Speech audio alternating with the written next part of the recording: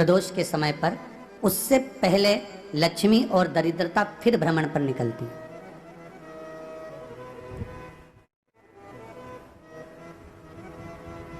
शिव भ्रमण कर कर जब वापिस आ जाते हैं, हिंदू धर्म में पीपल के वृक्ष की जो गणना वराह पुराण में करी गई है, 4 बजे से 7 बजे तक शिव के भ्रमण का समय बताया है शाम को। तो 7 बजे से लेकर फिर रात्रि 9 बजे तक लक्ष्मी और दरिद्रता फिर भ्रमण पर जाती है। इनका एक समय निश्चित है महाराज, भ्रमण कर कर आ जाना। अब इस बीच में जब लक्ष्मी और दरिद्रता दोनों निकल कर जा रही हैं, तो दोनों एक भाव रख कर जाती हैं कि आज हमको कहां प्रवेश करना है।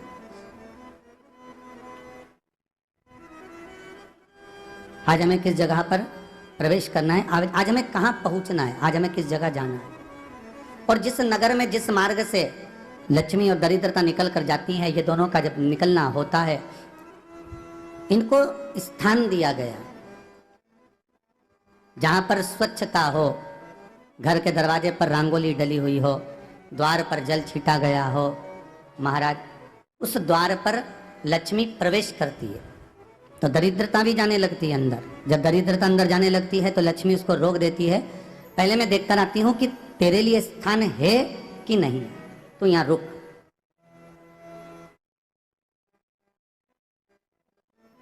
कुछ देर तक दरिद्रता बाहर खड़ी रहती है और लक्ष्मी जी की बड़ी बहन जब दरिद्रता बार बार अंदर जाने का प्रयास करती है तो लक्ष्मी जी कहती है, जी तू इतनी बड़ी होकर तुझे मालूम है, तू तेरा सम्मान होना चाहिए, आदर होना चाहिए, और तू अंदर चली जाए और कोई तेरा सम्मान ना करे तो कितना बुरा लगेगा, इसलिए तू बाहर खड़ी रहे। मैं अभी आई, अंदर जाती है। और जब लक्ष्मी जी भ्रमण कर लेती हैं, अंदर प्रवेश कर कर आती हैं, और प्रवेश कर कर आती हैं तो दरिद्रता पूछती है चले अंदर। तो लक्ष्मी जी कहती हैं, तुझे मालूम नहीं है क्या जीजी कि जिस घर में मैं प्रवेश कर जाती हूँ उस घर में फिर दरिद्रता नहीं जा सकती, क्योंकि ये तेरा वचन था, ये तेरा वचन था। अपन दोनों का जब मंगल विवाह हुआ था, मेरा विवाह जब नारायण के साथ में हुआ और तुम्हारा विवाह जब दुसाह मुनि के साथ हुआ, दरिद्रता का विवाह दुसा मुनि के साथ हुआ, जब अपना दोनों का विवाह हुआ था तो अपन दोनों ने एक वादा करा था कि जिस घर में लक्ष्मी प्रवेश कर जाएगी उस दिन फिर दरिद्रता नहीं जाएगी, और जिस घर में दरिद्रता प्रवेश कर जाएगी उस घर में फिर लक्ष्मी नहीं जाएगी। अब जब मैं अंदर देख कर आ गई हूं तो तू अंदर नहीं जा सकती, अर्थात लक्ष्मी के चरण जिस घर में पड़ गए उस घर में फिर दरिद्रता प्रवेश नहीं कर रही। चलते चलते फिर दरिद्रता ने देखा और लक्ष्मी जी इसको लेकर गई, और लक्ष्मी जी ने देखा कि इसके दरवाजे पर जल नहीं छीटा गया, इसके दरवाजे पर ना रंगोली डली है, इसका द्वार साफ नहीं हुआ है, इसके द्वार पर दीप नहीं है, इसके द्वार पर कलश नहीं है, इसके दरवाजे पर ढेर सारा कचरा पड़ा हुआ है, कोई स्वान कोई कुत्ता गंदगी भी कर कर चला गया है, कहीं बिल्ली ने गंदगी कर रखी है, कहीं जीवों ने कुछ गंदा गिरा रखा है। तो फिर लक्ष्मी जी कहती है, जी अब मैं होकर आ गई थी ना, अब तू जा, तू होकर आ। और दरिद्रता प्रवेश करती है। तो अंदर जाकर क्या देखती है दरिद्रता कि इतनी सवेरे से मैं घूमने इनके दरवाजे पर आई और ये तो सब चादर तान के चकाचक गुर्राटा भर भर कर सो रहे हैं। तो दरिद्रता कह देती है, तुम्हारा भाग्य ही बेकार है, तो मैं क्या करूं, तुम ऐसे ही सोते रहो। और दरिद्रता गुस्से में बाहर निकल कर आती है, लक्ष्मी से कहती है, लक्ष्मी तू इसके घर में जाना ही मत। तो दरिद्रता को कहती है, जी तेरी बात नहीं मानूंगी क्या मैं? लक्ष्मी जी बोली, मैं तेरी बात नहीं मानूंगी, बिल्कुल नहीं जाऊंगी इसके घर में, तू चिंता मत कर। चल आगे चले, फिर आगे बढ़े। ये लक्ष्मी और दरिद्रता का प्रवेश है। आपके घर का द्वार, आपके घर का दरवाजा। फिर निवेदन करूंगा एक बहुत सुंदर बात, हमें महाराष्ट्र से सीखना चाहिए, हमें साउथ से सीखना चाहिए, दक्षिण से। जिस समय पर भक्ति देवी यमुना जी के घाट पर रो रही थी, अपने पुत्र ज्ञान और वैराग्य को गोदी में लेकर, समय देव ऋषि नारद ने प्रश्न किया था कि तुम कहां पर पोषित हुई हो, तुम्हें ऊर्जा कहां से प्राप्त हुई? तो कहा, मैं गुजरात से तो चली हूं। और वहां से चलती चलती भक्ति देवी कहती है, मैं बहुत दुखी होकर, बूढ़ी होकर, द्रवित होकर, बड़ी दुख में वहां से चलते चलते जब मैं महाराष्ट्र में पहुंची तो मैंने वहां जाकर देखा कि वहां पर लोग हर पल हर घड़ी ब्रह्म मुहूर्त में उठकर स्मरण करते हैं, नाम जाप करते हैं और दरवाजे पर जल छीट कर रंगोली डालते हैं। तो कह रही है कि वहां पर मैं थोड़ी अवस्थावान होने लगी, वहां मुझे अच्छा लगने लगा।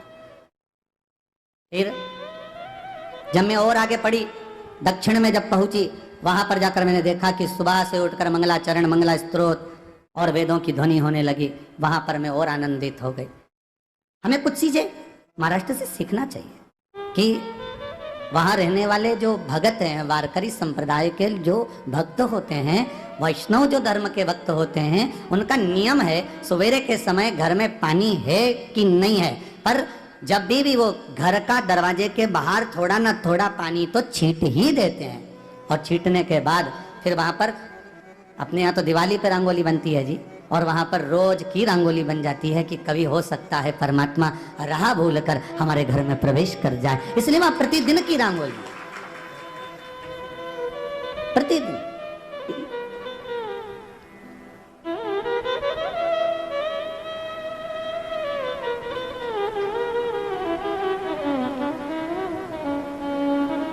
हमें सीखना चाहिए थोड़ा सा।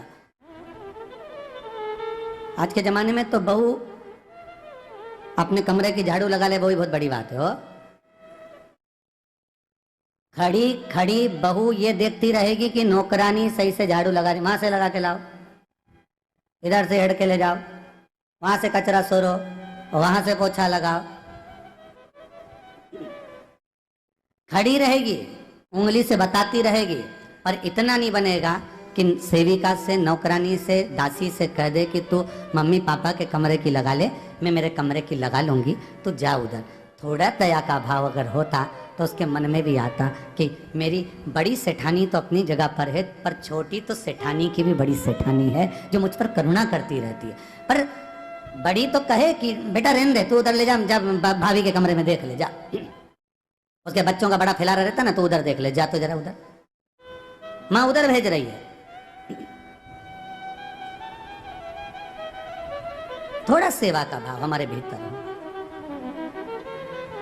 और एक निवेदन तो हमेशा करा है और आज भी करता हूं, पूरे घर की सफाई करवाओ, पूरे घर में तुम पोछा झाड़ू जो चाहे करवाओ, मना नहीं है, पर एक निवेदन है, रसोई घर के अंदर बहू और बेटी ही जाकर भोजन बनाए तो अन्नपूर्णा सदा कृपा करती है महाराज, बहू और बेटी।